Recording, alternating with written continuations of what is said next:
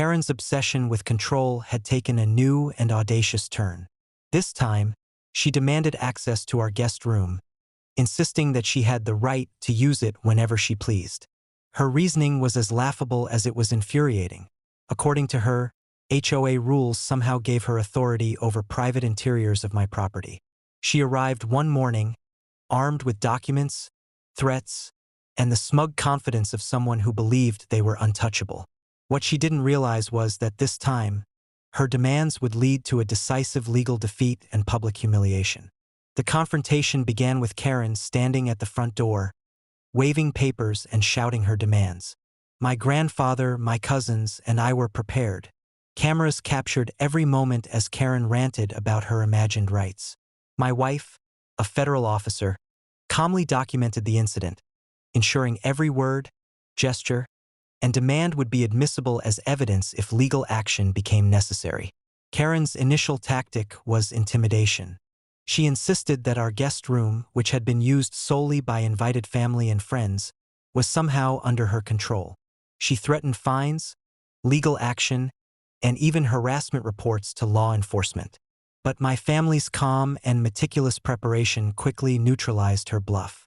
My grandfather, with his decades of experience in strategy and negotiation, politely but firmly explained that her claims were baseless, and any attempt to forcibly access the room would constitute trespassing and harassment. Not satisfied with verbal pushback, Karen attempted to escalate by calling local authorities, presenting her papers and repeating her false claims. But this time, my wife was already in communication with the responding officers, briefing them on Karen's history of harassment, her pattern of false claims, and the property's legal ownership. The officers reviewed the documents Karen had brought and immediately recognized that she had no legal basis for her demands. Realizing her intimidation tactics were failing, Karen tried to threaten a court action. My cousins, anticipating this, had already prepared a comprehensive legal dossier documenting her harassment over the years, including prior threats, trespassing incidents, and false claims. The dossier was ready to be presented to a judge at a moment's notice, leaving Karen with no room for maneuver. When the case eventually went before the court, Karen's confidence quickly crumbled.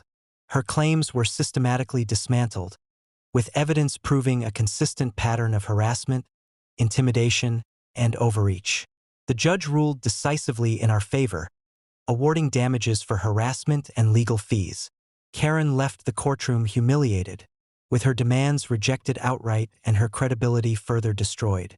By the end of this ordeal, the guest room remained fully under our control, the property secure, and Karen facing significant legal consequences. Her obsession with control had collided head-on with preparation, documentation, and the law, and, as always, she had lost spectacularly. This incident marked a significant escalation in Karen's ongoing saga. Her audacity had reached the point of demanding private access to family spaces, but her overreach had been met with calm authority, legal preparedness, and tactical strategy. Every attempt to intimidate or manipulate was neutralized, and Karen's obsession once again led directly to her humiliation and legal defeat. By sunset, it was clear that her repeated attempts to exert control over our lives were not only futile but self-destructive. Every move she made strengthened our position, both legally and socially, while eroding her credibility. Karen had learned, yet again, that obsession without authority and preparation is powerless, and that her relentless pursuit of control carried consequences she could neither anticipate nor escape.